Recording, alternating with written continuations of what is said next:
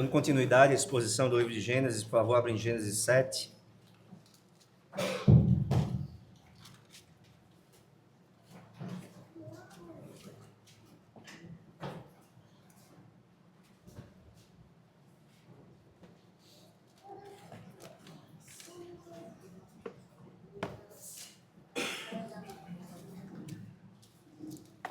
Gênesis 7, meus irmãos, nós vamos fazer a leitura dos versículos 1 a 16.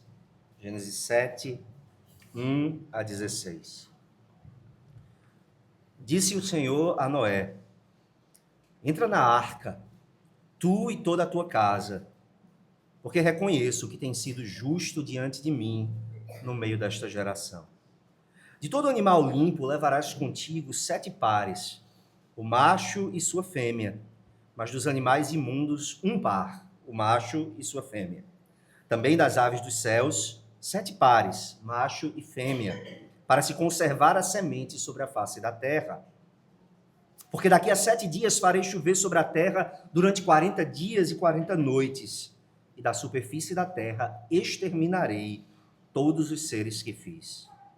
E tudo fez Noé segundo o Senhor lhe ordenara. Tinha Noé 600 anos de idade quando as águas do dilúvio inundaram a terra. Por causa das águas do dilúvio entrou Noé na arca, ele com seus filhos, sua mulher e as mulheres de seus filhos. Dos animais limpos e dos animais imundos e das aves e de todo réptil sobre a terra entraram para Noé na arca de 2 em 2, macho e fêmea, como Deus lhe ordenara. E aconteceu que depois de 7 dias vieram sobre a terra as águas do dilúvio. No ano 600 da vida de Noé, aos 17 dias do 2º mês, nesse dia romperam-se todas as fontes do grande abismo e as comportas dos céus se abriram. E houve copiosa chuva sobre a terra durante 40 dias e 40 noites. Nesse mesmo dia, entraram na arca Noé, seus filhos Sem, Cã e Jafé, sua mulher e as mulheres de seus filhos, elas e todos os animais segundo as suas espécies, todo o gado segundo as suas espécies, todos os répteis que rastejam sobre a terra segundo as suas espécies, todas as aves segundo as suas espécies, todos os pássaros e tudo que tem asa. De toda a carne em que havia fôlego de vida, entraram de 2 em 2 para Noé na arca. Eram macho e fêmea os que entraram de toda a carne, como Deus lhe havia ordenado. E o Senhor fechou a porta após ele. Amém. Vamos orar mais uma vez. Senhor Deus, nós somos exortados e encorajados pelo salmista a reconhecer, a cantar que o Senhor preside os dilúvios. Nós somos convidados por ti mesmo a meditar na glória da tua ira contra o pecado, a meditar no teu santo juízo sobre o pecado. Também somos chamados, ó Deus, a contemplar a glória da tua graça em Cristo Jesus. Somos chamados, ó Deus, a nos deslumbrar com a beleza do Evangelho de Jesus Cristo e com a segurança que nós temos nas mãos do nosso Redentor. Usa esse texto, Senhor, do Antigo Testamento, para que através dele os nossos olhos sejam movidos para Jesus Cristo, cativados por Jesus Cristo. Que nós venhamos, ó Deus, a nos prostrar e a correr para aquele que é o único Salvador de homens pecadores. Em nome de Jesus nós oramos. Amém. Eu não sei quantos de vocês, crianças, ainda gostam de correr, de brincar. Eu fico feliz quando eu vejo vocês correndo e brincando aqui pela igreja. Isso me mostra que vocês não vivem só no celular, não vivem só nas telas, não vivem só assistindo YouTube, Disney Plus. É muito bom ver vocês correrem aqui pela igreja. Eu não sei se vocês conhecem esse jogo que eu vou falar agora. Eu não sei se vocês já brincaram, eu brincava muito na minha época, de barra-bandeira. Vocês sabem como se joga barra-bandeira? No barra-bandeira, você e seus amigos se dividem em 2 times. E o objetivo é você atravessar o campo do adversário, do outro time. Lá no fundo tem uma bandeira, que na minha época era um chinelo, uma havaiana velha de cada lado. E você corre do seu campo até o final do campo do outro time. O seu objetivo é roubar a bandeira e trazê-la de volta para o seu campo. Só tem um problema. Enquanto você está no campo do outro time, se o seu adversário tocar em você, você fica congelado. Mas se você chegar no campo da bandeira, lá no final, e você estiver na área da bandeira, você está seguro, ninguém pode tocar em você. Você está protegido, nenhum dos seus adversários pode congelá-lo. A Bíblia nos fala muitas vezes sobre a importância de um lugar onde nós não podemos ser tocados. A Bíblia fala sobre um lugar seguro, um lugar de proteção. Você lê os Salmos e você vê o salmista tantas vezes falar que ele anseia por um refúgio, por um lugar secreto. Ele diz que Deus é a sua cidadela, a sua torre forte, o seu amparo, o seu escudo. O salmista diz tantas vezes que ele encontra em Deus muralhas. O salmista canta: como em redor de Jerusalém estão os muros, assim o Senhor em volta do seu povo. Por que a Bíblia fala tanto, crianças, sobre esse lugar seguro, sobre esse lugar protegido, sobre esse lugar onde ninguém pode tocar você? Esse tema é importante porque a Bíblia também diz que um dia Deus vai trazer um grande juízo sobre toda a terra. E quando o juízo de Deus vier sobre a terra, nós vamos querer estar em um lugar seguro. Nós vamos querer estar protegidos por Deus do juízo do próprio Deus.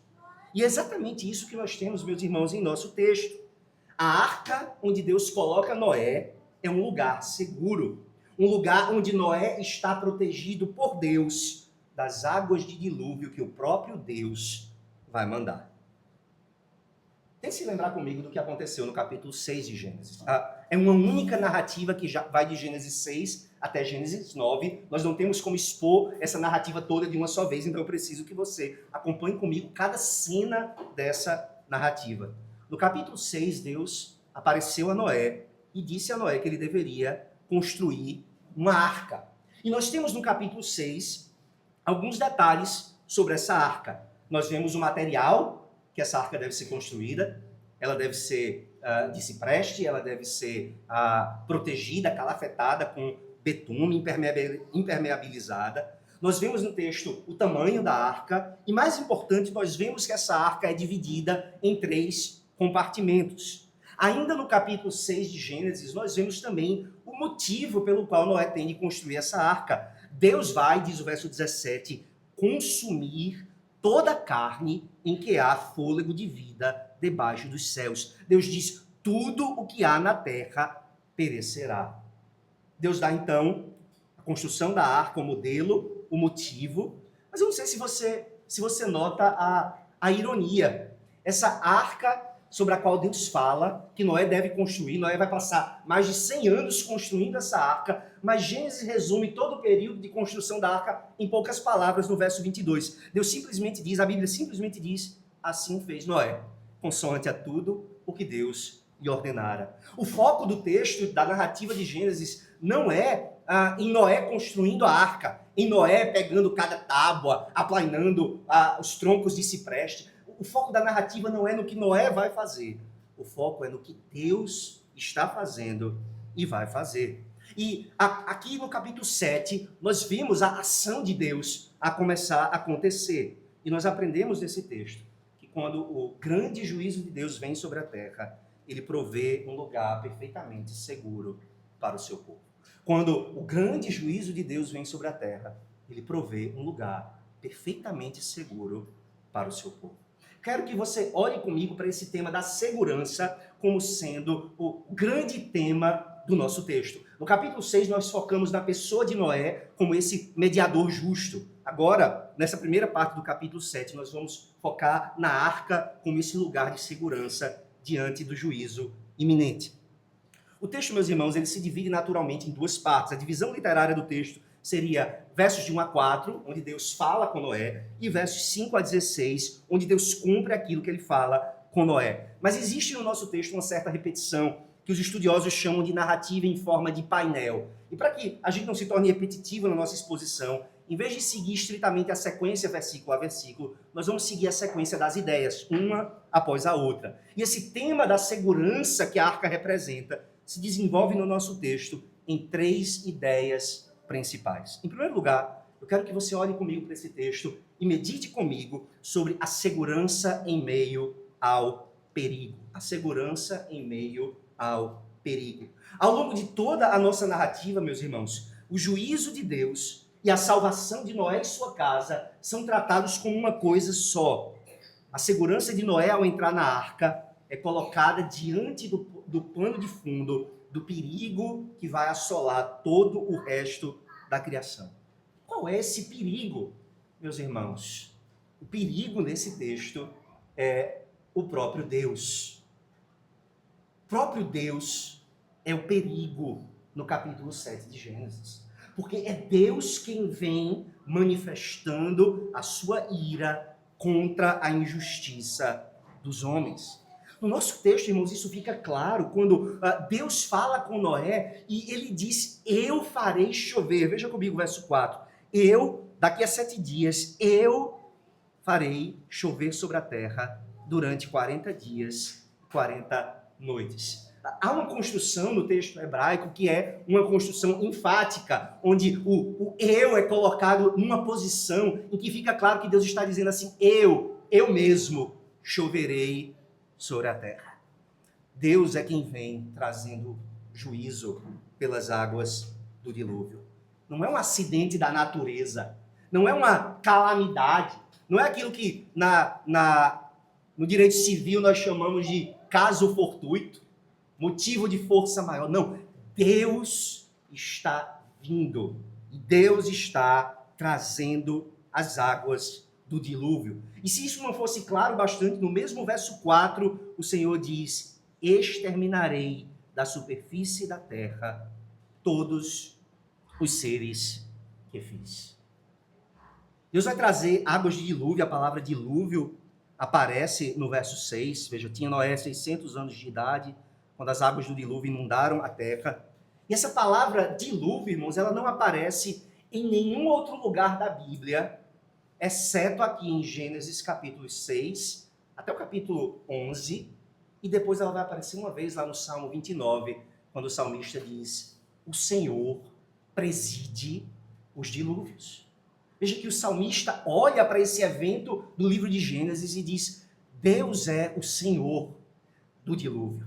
Deus é o autor do dilúvio. Deus é o agente do dilúvio. Deus é quem está vindo trazer juízo sobre toda a terra. O que é que Deus vem fazer quando ele traz essas águas de dilúvio? Ele diz, da face da terra, da superfície da terra, exterminarei todos os seres que fiz. O resultado pretendido por Deus é o apagamento de todos os seres vivos. Beth Henry diz que a imagem aqui é de alguém que limpa a imundícia de um lugar sujo. Não sei se alguma de vocês, mulheres, é como a minha esposa, que encontra uma satisfação imensa quando ela tira toda a sujeira da nossa casa. Eu não sei se você é como a minha esposa, que encontra um prazer inexplicável em jogar fora aquilo que ela acha que não tem mais utilidade ou serventia. Deus fala que eu vou apagar da terra toda sujeira. Eu vou encontrar prazer e satisfação quando a terra estiver limpa de toda sujeira que eu estou vendo agora. Deus é o autor do dilúvio.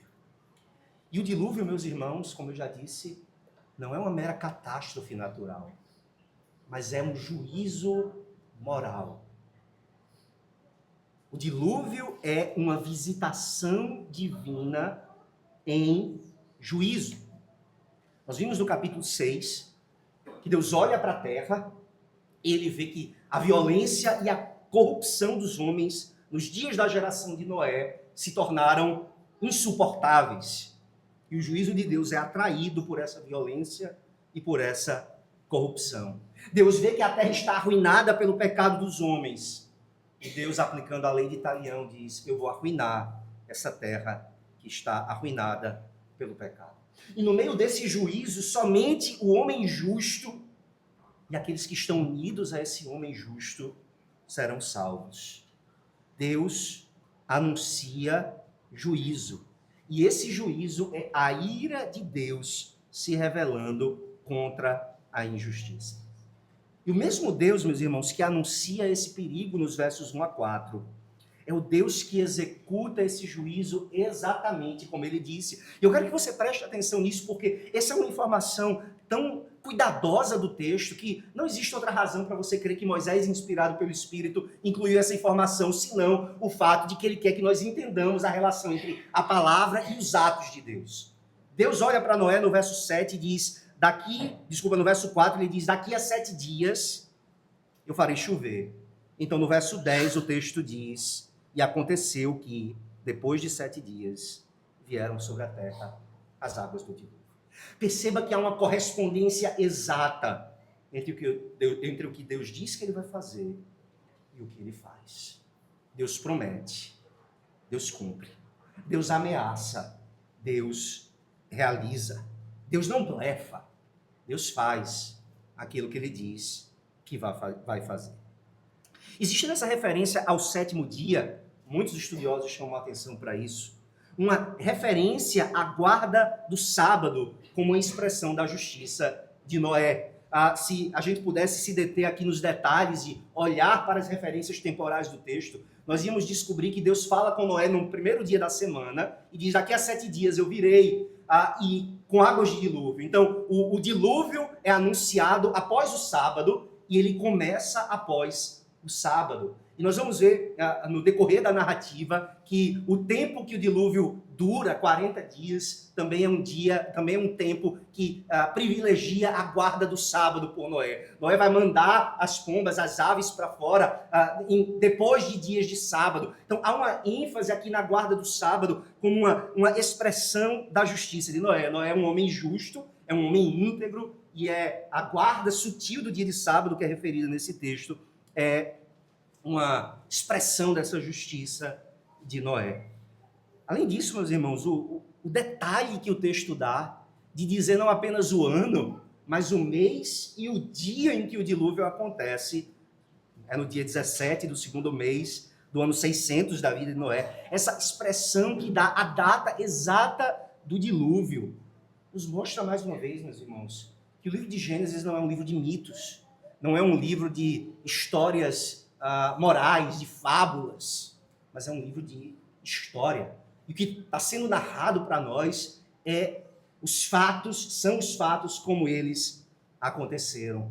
A precisão é tamanha do autor inspirado que ele nos dá o dia, o mês e o ano em que o dilúvio aconteceu. Mas não apenas isso. Esse juízo que vem exatamente como ele foi pré-anunciado por Deus, ele é um ato de descriação, se eu posso inventar essa palavra. Veja o verso 11 comigo. No verso 11 o texto diz, no ano 600 da vida de Noé, aos 17 dias do 2º mês, nesse dia, romperam-se todas as fontes do grande abismo e as comportas dos céus se abriram. Você se lembra como era o mundo quando Deus começou a criá-lo? Havia trevas sobre a face do abismo. O Espírito de Deus pairava sobre a face das águas. E depois de criar a luz, o primeiro ato de Deus é o ato de separar as águas, e depois as águas da porção seca. E o que acontece agora no verso 11 é que todos esses 3 primeiros dias da criação são desfeitos de uma só vez, quando o texto nos diz que as águas voltam a cobrir toda a face da terra. E a descrição é como que de águas que caem de cima e que rompem de todas as suas fontes, de uma espécie de oceano subterrâneo, e as fendas das rochas se abrem e água vem de cima e de baixo, cobrindo descontroladamente toda a terra. Exatamente como Deus disse que aconteceria, acontece. E Deus está desfazendo, por assim dizer, a sua criação. Nós estamos voltando ao começo do dia 1 de Gênesis 1, por causa desse ato de juízo que Deus traz sobre toda a terra.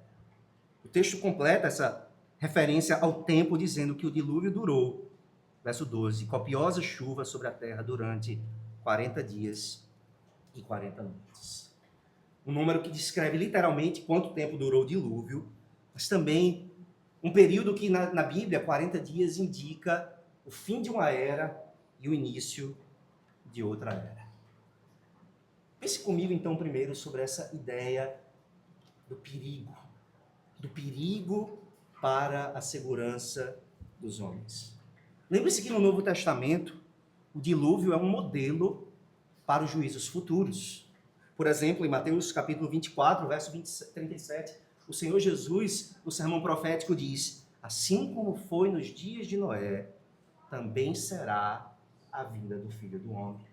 O apóstolo Pedro, na sua segunda epístola, no capítulo 3, versos 5 a 7, ele diz: deliberadamente os homens se esquecem que de longo tempo houve céus, bem como terra, a qual surgiu da água, através da água pela palavra de Deus, pela qual, pela água, veio a perecer o mundo daquele tempo, afogado em água. Ele então completa: ora, os céus que agora existem e a terra, pela mesma palavra, têm sido entesourados para fogo, estando reservados para o dia do juízo e destruição dos homens ímpios. Na Bíblia, no Antigo Testamento também, mas sobretudo no Novo Testamento, o dilúvio dos dias de Noé é usado como uma imagem, como uma figura, como um retrato do que vai acontecer no juízo final. E eu preciso que você pense sobre o que nós acabamos de entender nesse texto, agora olhando para o juízo final. Assim como Deus anunciou e cumpriu cabalmente o juízo das águas do dilúvio, ele anuncia e ele vai cumprir com exatidão a promessa de um juízo final. Um comentarista diz que nesse texto Deus prova ser fidedigno aos que confiam em sua palavra. E isso vale tanto para as promessas de salvação quanto para as ameaças de juízo. Deus se mostra fiel à sua palavra. Quando ele promete salvar o homem, mas também quando ele ameaça destruir os homens por causa do pecado. E aí eu peço que você pense comigo naquilo que o apóstolo diz em Romanos 1, versículo 18. Ele diz: a ira de Deus se revela do céu contra toda a impiedade e perversão dos homens que detêm a verdade pela injustiça. As pessoas vivem as suas vidas como se nenhum juízo estivesse para chegar sobre elas. Os homens sem Cristo, eles vivem como se um dia de juízo não existisse.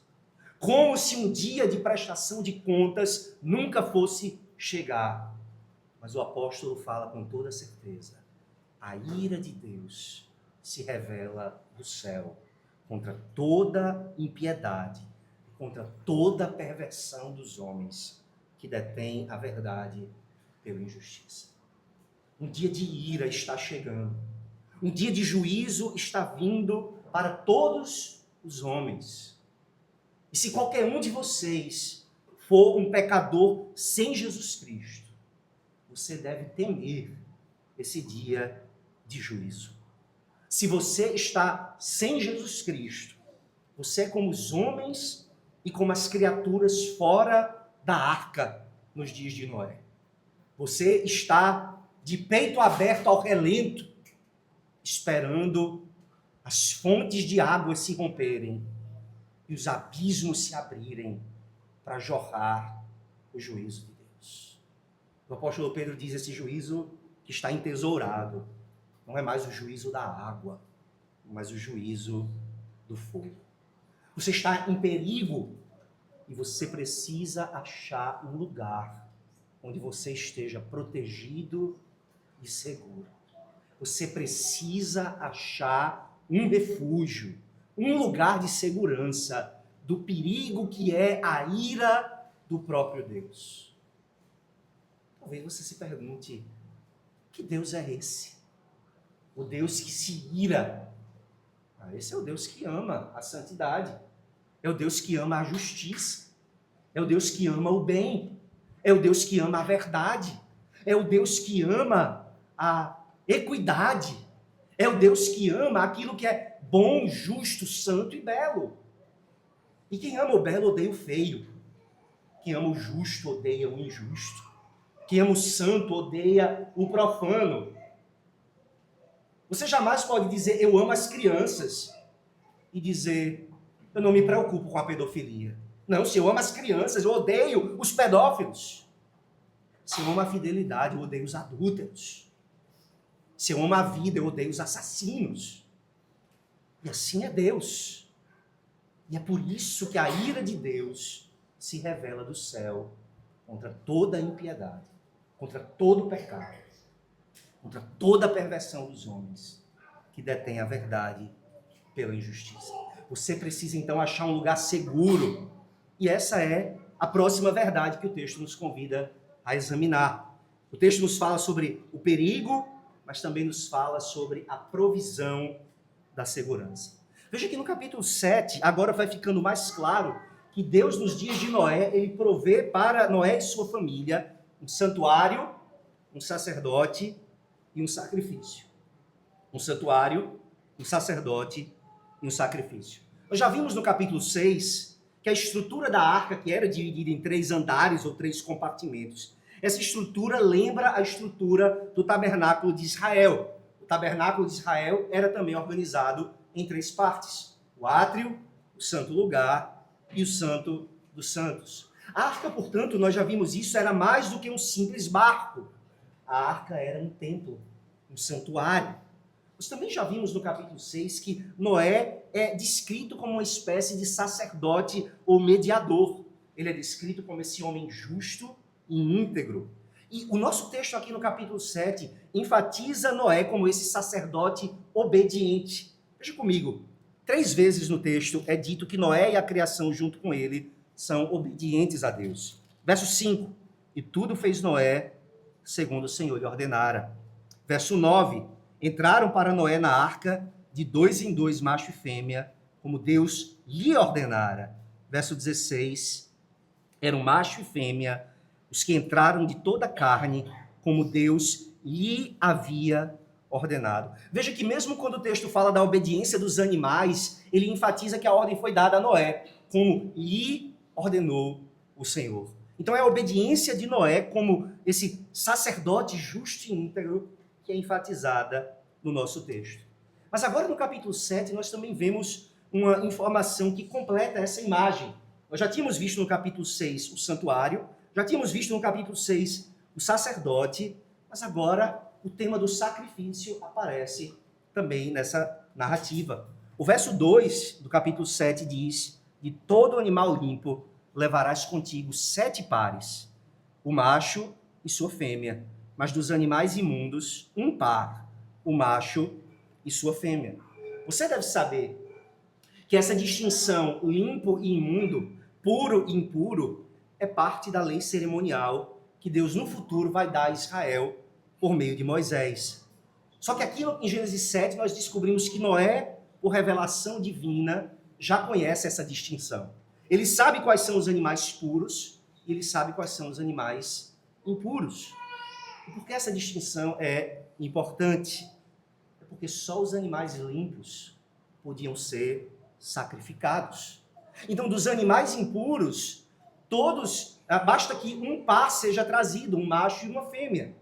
Mas dos animais limpos, Noé vai oferecer sacrifício de alguns deles. Então, para que aquela espécie não fosse exterminada com o dilúvio, não entrasse em extinção, Noé deve levar 7 pares de cada animal. Nós vamos ver lá no capítulo 9 que é exatamente isso que vai acontecer. Quando Noé desce da arca, após as águas se recolherem, ele vai oferecer sacrifícios ao Senhor.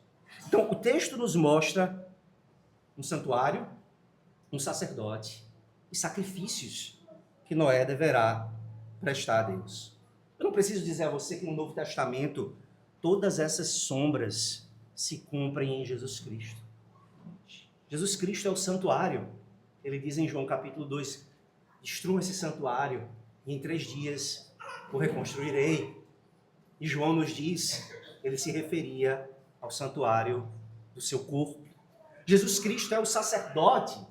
Hebreus 8, versículos 1 e 2, diz que nós temos um tal sumo sacerdote que se assentou à destra do trono da majestade nos céus, como ministro do santuário e do verdadeiro tabernáculo que o Senhor erigiu, não o homem.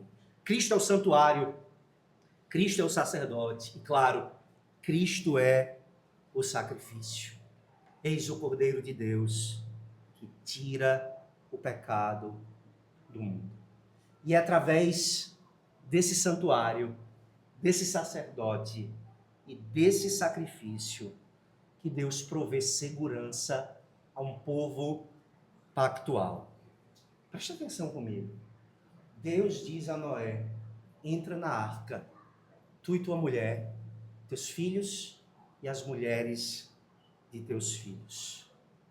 Nós vimos esse texto pela primeira vez nos ensinar, meus irmãos, o princípio de que casas, lares, são incluídos na aliança que Deus faz com o homem. A salvação da casa repousa sobre a justiça do cabeça. E é exatamente assim que isso é descrito no capítulo 7, no versículo 1. Entra na arca tu e toda a tua casa, porque reconheço que tem sido justo diante de mim no meio desta geração. O princípio da aliança que Deus faz com o homem é desde o princípio tu e tua casa. Assim é o pacto que Deus está se preparando para fazer com Noé, tu e tua casa. Assim será o pacto que Deus vai fazer com Abraão, tu e tua casa. Assim será o pacto que Deus vai fazer nos dias de Moisés, tu e teus filhos. Assim será o pacto que Deus vai fazer com Davi, tu e tua casa. Por que você imaginaria, meus irmãos, que desde o princípio do mundo, desde a história primeva, Deus fez um pacto de graça onde ele inclui as crianças, onde ele inclui as famílias, onde ele inclui o lar. E de repente chegaríamos no Novo Testamento, na era de uma graça superabundante. E Deus agora iria dizer, não, é só com os adultos que eu faço essa aliança. Os filhos ficam de fora. As crianças são excluídas. A casa é retirada dessa arca de segurança. Não, meus irmãos. Quando o apóstolo prega ao carcereiro em Filipos, ele diz, crê no Senhor Jesus, e serás salvo, tu e toda a tua casa. Esse é o princípio do pacto que Deus faz conosco. O pacto da graça, Deus estabelece um relacionamento com os crentes e com a sua casa. Deus estabelece um pacto com aqueles que professam a fé em Jesus Cristo e com a sua casa. Com isso eu não quero dizer, meus irmãos, que nossos filhos são automaticamente salvos porque pertencem à nossa família ou porque receberam o sinal e selo do batismo. Não, a Escritura nos diz que cada indivíduo precisa nascer de novo, cada indivíduo precisa colocar a sua fé em Jesus Cristo, cada indivíduo precisa receber a Cristo para a sua salvação. Mas o que isso significa, meus irmãos, é que nossos filhos e nossos cônjuges são colocados em um ambiente pactual santificador. Não é assim que Paulo escreve aos Coríntios. Em 1 Coríntios capítulo 7, Paulo diz, o marido incrédulo é santificado no convívio da esposa, e a esposa incrédula é santificada no convívio do marido crente. De outra sorte, os vossos filhos seriam impuros. Paulo diz, porém agora são santos. Nossos filhos são colocados dentro do ambiente do pacto. Nossos filhos são parte do pacto. E por isso, nossos filhos recebem o sinal do batismo. Deus provê segurança para Noé e para aqueles que estão unidos a Noé nessa família pactual. E ainda mais, por causa de Noé e da família pactual, Deus também provê segurança para toda a criação. Os animais vão entrando aos pares, como Deus ordena. E através desses pares de animais, Deus diz no verso 3, ele vai conservar a semente sobre a face da terra. Sim, a criação vai ser desfeita pelas águas de dilúvio. Todos os animais serão destruídos. Mas através dessa arca, a criação será refeita. A criação será reinaugurada. Há um novo começo esperando a criação depois das águas do dilúvio. Nós vimos então, meus irmãos, o perigo, né, a segurança em meio ao perigo. Nós vimos a provisão de segurança. E há uma última ideia, um detalhe final, que faz esse texto, irmão, ser tão precioso para cada um de nós. Nós vamos olhar agora, por último, para a perfeição da segurança. E eu quero que você olhe comigo apenas para as últimas palavras do verso 16. O texto diz que Noé entrou a sua família, entraram seus filhos, entrou a sua mulher, entraram as suas noras, entraram os animais todos. Imagine essa grande procissão de animais, de todas as espécies, cada gênero criado por Deus sendo trazido para dentro da arca, pelo próprio Deus, uma mão invisível conduzindo cada par de animais para dentro da arca. Então, o que acontece no final do verso 16? O texto diz: e o Senhor fechou a porta após ele. Noé foi um homem obediente, nós vimos isso no nosso texto. Noé construiu a arca, Noé fez tudo como Deus lhe ordenou, Noé creu na palavra de Deus, ele obedeceu ao Senhor. Mas a segurança de Noé não repousava na sua obediência. A segurança de Noé repousava na obra soberana de Deus. Eu já disse antes aos irmãos que o dilúvio é um evento histórico tão impressionante que todas as culturas do mundo antigo das quais nós temos registro, todas as culturas deixaram algum relato de um dilúvio universal. Mas tem uma diferença importante entre o relato de Gênesis e o relato desses outros povos que nós temos registro. Se você for, por exemplo, para os registros babilônicos que foram encontrados, a história do dilúvio na versão dos babilônios. Se você for para a história dos sumérios sobre o dilúvio, você vai ver que essa história foca num herói. Em todas as versões que nós conhecemos dessa história, o texto diz com todas as letras que é o herói quem fecha a escotilha da arca. Mas o nosso texto deixa claro, não foi Noé quem fechou a porta, foi Deus, Javé, quem fechou a porta da arca após ele ter entrado. A segurança de Noé não estava nas suas mãos, mas na graça soberana e particular do Redentor. E o texto, meus irmãos, é interessante, o nome Javé, Senhor em caixa alta, só aparece no verso 1 e depois no verso 16. O Senhor Javé fechou a porta após ele. Não é simplesmente Deus, Elohim, o Criador, quem sela a porta. É Javé, o Deus Redentor, o Deus do pacto. É ele quem fecha a porta da arca após Noé. Do começo ao fim, meus irmãos, o nosso texto nos ensina que a salvação pertence ao Senhor.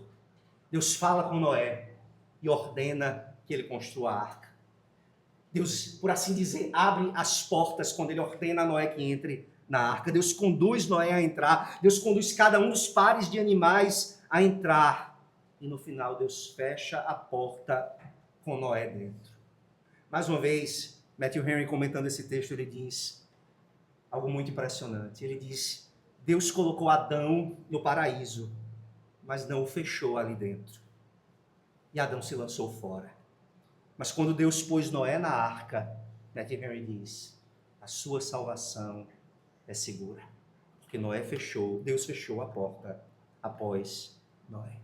A sua salvação é certa. Por que esse detalhe é importante, meus irmãos? Porque quando a Bíblia fala da nossa salvação eterna, ela nos fala de uma salvação tão certa e tão segura quanto essa salvação da qual Noé desfrutou quando Deus fechou a porta da arca após ele.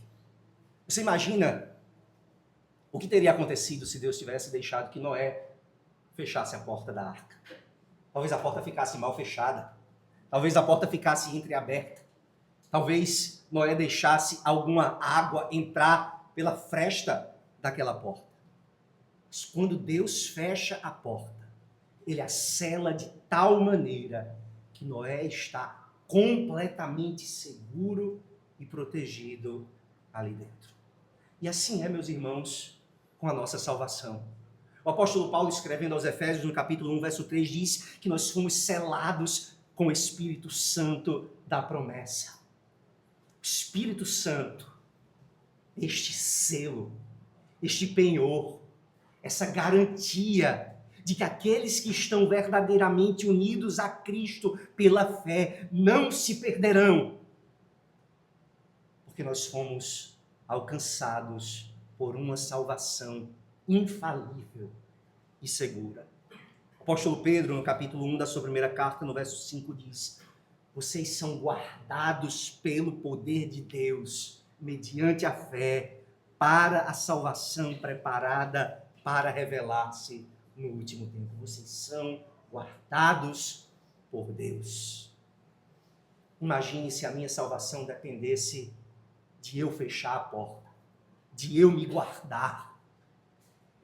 Certamente haveria frestas, certamente haveria buracos, furos, certamente haveria falhas.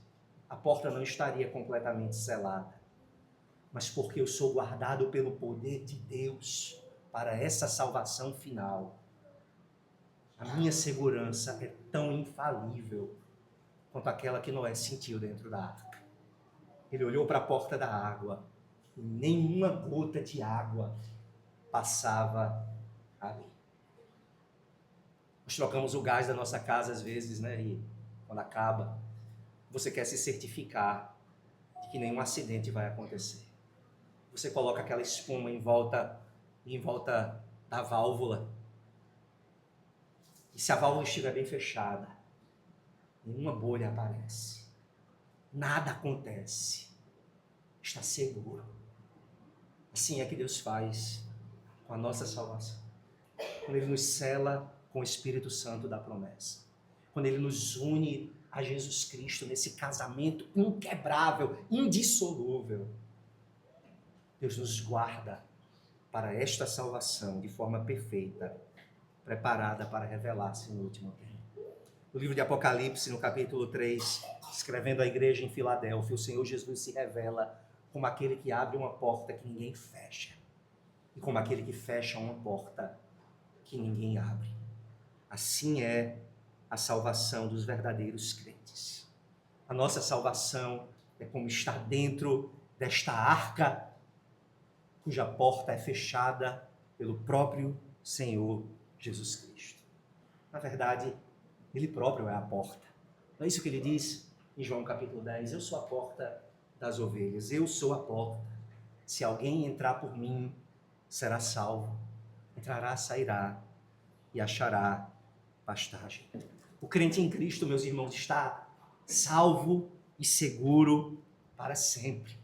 Sim, verdadeiros crentes às vezes caem em pecado e se desviam. Nós vimos isso hoje pela manhã, mas a segurança dos crentes é garantida porque o Deus da salvação sela cada um de nós perfeitamente em Cristo Jesus.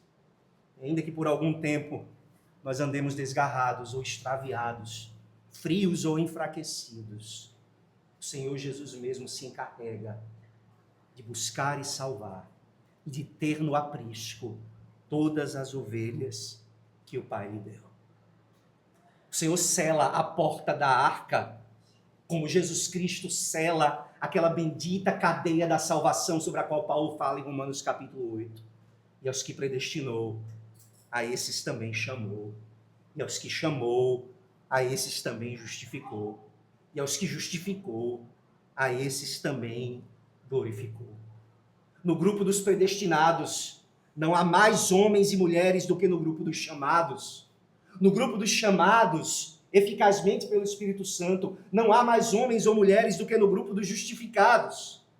E no grupo dos justificados, não há menos homens ou mulheres do que no grupo dos glorificados. Aqueles que o Pai deu ao seu amado na eternidade passada são aqueles que estarão com o amado na eternidade futura. Aqueles que foram chamados pelo nome no decreto eterno de Deus são aqueles que receberão o novo nome na glória dos céus. Aqueles que foram unidos por Jesus Cristo e declarados justos pela fé em Jesus, todos eles estarão de vestiduras brancas na terra de Emanuel. Nenhum se perderá. Nenhum homem será deixado para trás. Nenhum ficará perdido pelo caminho. Porque esta salvação é tão certa e segura quanto a palavra do Deus que falou com Noé, e quanto a segurança que Noé experimentou quando Deus fechou a porta da arca após ele. Jesus é a porta. Jesus é a arca. E é em Jesus que nós estamos seguros. Somente em Jesus que nós estamos seguros.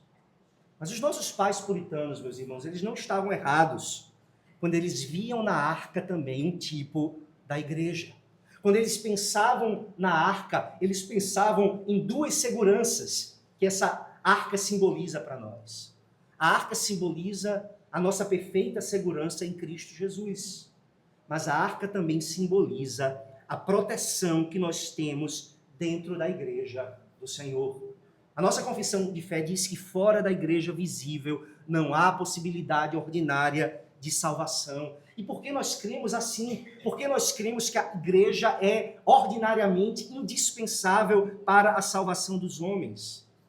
É porque as ordenanças da igreja, meus irmãos, a pregação, os sacramentos, o culto, a membresia, a disciplina eclesiástica, essas ordenanças da igreja visível são segurança para mim e para você. Me diga se não é verdade. Quando você começa a se desviar do caminho, vem o pregador e chama você a abandonar o desvio. Quando você está nas trevas da tentação, os sacramentos fortalecem você e animam você. Quando você está com dúvidas, com medo, aflito, uma visita dos presbíteros encoraja você, anima você, fortalece você. Quando você persiste no seu erro, a disciplina eclesiástica é aplicada não para te destruir, não para te envergonhar, não para te matar, mas para te chamar de volta. A igreja do Senhor é essa arca, onde nós somos protegidos até mesmo de nós mesmos, onde nós somos chamados quando estamos nos afastando do Senhor, somos chamados de volta ao arrependimento e à fé em Jesus Cristo. É claro que, em última instância, somente Cristo é a porta e a perfeição da nossa segurança. A igreja não substitui Cristo, mas a igreja apresenta Cristo. A igreja expõe Cristo. A igreja testemunha de Cristo. A igreja fala de Cristo. A igreja aponta para Cristo. A igreja exalta a Cristo. Para que você corra para Cristo e entre na arca da salvação. Para que você, pecador, corra para a única porta dentro da qual você estará salvo. Cristo é essa porta e essa segurança. Mas a igreja aponta para essa porta e empurra você, por assim dizer, para dentro dela. Nós vimos a segurança em meio ao perigo, nós vimos a provisão da segurança, vimos a perfeição dessa segurança. Me permita concluir com 3 aplicações importantes para cada um de vocês, irmãos, mas especificamente enquanto famílias da igreja. Me permita fazer algumas aplicações para você enquanto uma família que está na nossa igreja. Em primeiro lugar, faça da prioridade máxima da sua vida ter a sua família dentro da porta desta arca de segurança e de salvação. Se você tem filhos que ainda moram com você, faça questão de que os seus filhos estejam na igreja. Traga-os constantemente, fielmente, perseverantemente, para que eles estejam debaixo do ministério da igreja.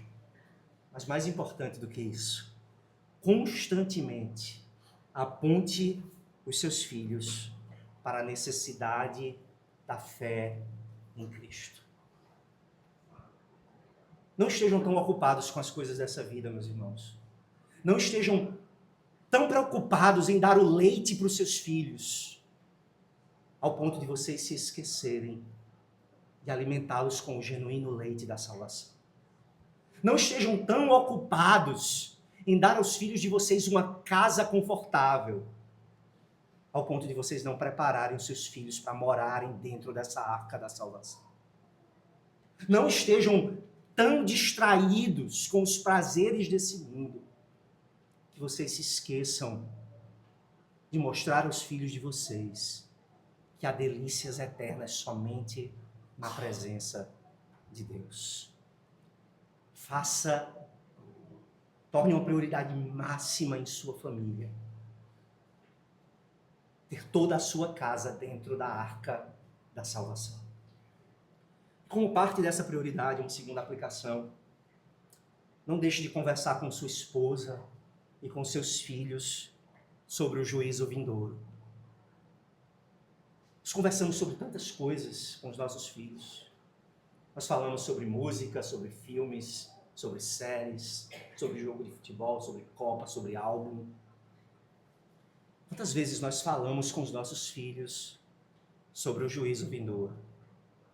Hoje nós tivemos na igreja um pequeno torneio de MMA que aconteceu aí fora, após o culto.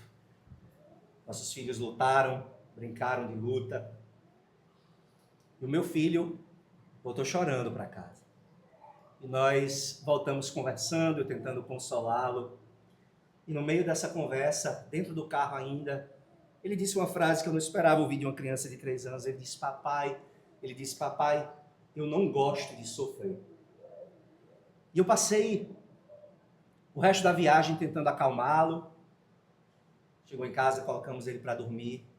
E depois, enquanto eu meditava no sermão que pregaria agora, me deu vontade de acordá-lo. Eu não fiz isso, mas me deu vontade de acordá-lo.